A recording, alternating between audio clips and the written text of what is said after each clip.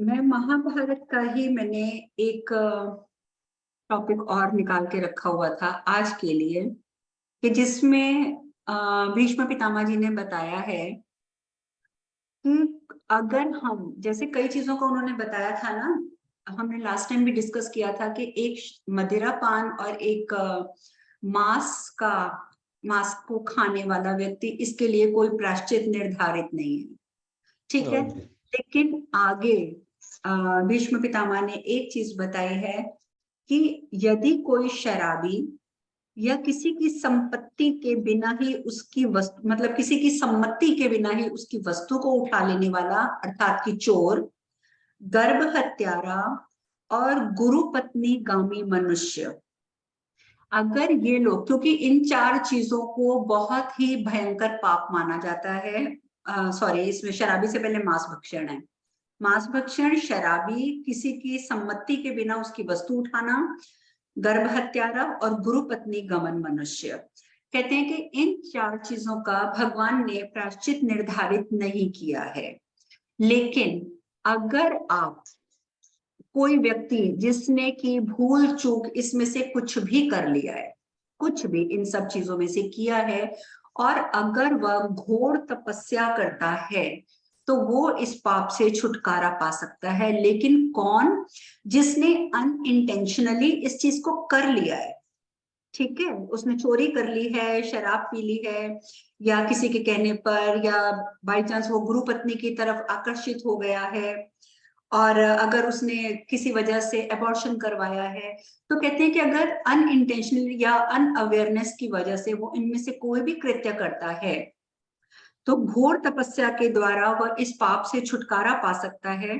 आगे वो कहते हैं कि तपस्या के अनेक रूप हैं और भिन्न भिन्न साधन और मनुष्यों द्वारा उपाय किए जाने वाले और प्रयोग हैं जिनसे वह प्रवृत्त होता है, परंतु जो निवृत्ति के मार्ग पर चल रहा है उसके लिए उपवास से बढ़कर कोई दूसरा तप नहीं।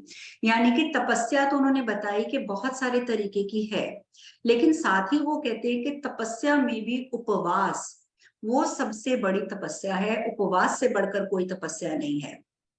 आगे वो कहते हैं कि महाराज, अहिंसा, सत्य भाषण, दान और इंद्रिय संयम, इन सब से बढ़कर तप है, और उपवास इससे भी बढ़कर है।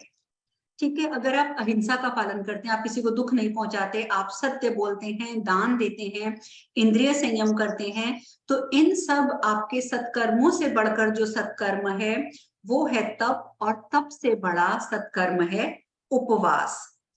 और इसके बाद वो कहते हैं कि दान देना भी बहुत बड़ा एक पुण्य कर्म है, जिसको कि एक दुष्कर धर्म माना जाता है। दुष्कर धर्म मीन्स कि वो बहुत स्ट्रांग है। अगर आप दान करते हैं तो उससे भी आपको बहुत फायदा मिलता है। माता की सेवा, इससे बड़ा कहते हैं कि कोई दूसरा आश्रय नहीं है, और तीनों वेदों के विद्वानों से श्रेष्ठ कोई विद्वान नहीं है। पर यहाँ पर फिर आ गया कि संन्यास सबसे बड़ा तप है। यानी कि अलग अलग तरीके से यहाँ पर भीष्म पितामह ने बताया था कि आप किस प्रकार से तप आदि कर सकते हैं।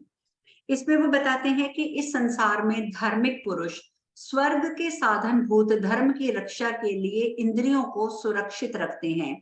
यानी कि इंसान को संयमशील बनना चाहिए, परंतु धर्म और अर्थ दोनों की सिद्धि के लिए तप को सबसे श्रेष्ठ साधन बताया गया है।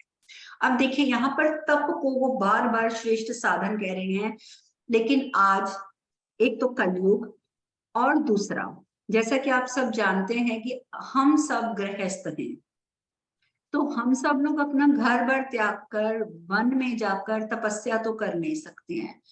तो फिर ऐसे मनुष्यों के लिए, लाइक हम जैसे लोगों के लिए, भीष्म पितामह जी बताते हैं कि जो गृहस्थ हैं, जो अपने घर पर रहते हैं, उनके लिए जो तपस्या का मूलभूत सबसे इजी चीज जो बताई गई है, वो बताई गई है उपवास करना और दान देना। कहते हैं कि ये दो काम करते हैं आप अहिंसा के बीच में रहते हुए।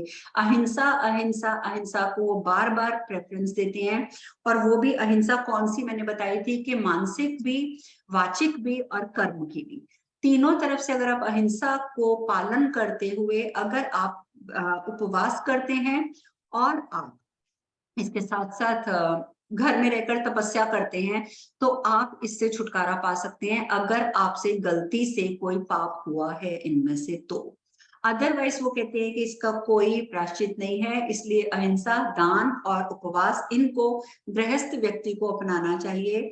इसके सिवा ऋषि, पितर, देवता, मनुष्य, पशु पक्षी तथा जो भी दूसरे चराचर प्राणी हैं, इन सब को अपनी तपस्या के द्वारा आप प्रसन्न कर सकते हैं। और प्रसन्न कैसे कर सकते हैं? क्योंकि जब आप तपस्या करेंगे तो आप शुद्ध स्वरूप हो जाएंगे, और जब आप शुद्ध स्वरूप हो जाएंगे तो ऑटोमेटिकली आपसे अहिंसा ही होगी, आप हिंसा की तरफ प्रवृत्त ही नहीं होंगे।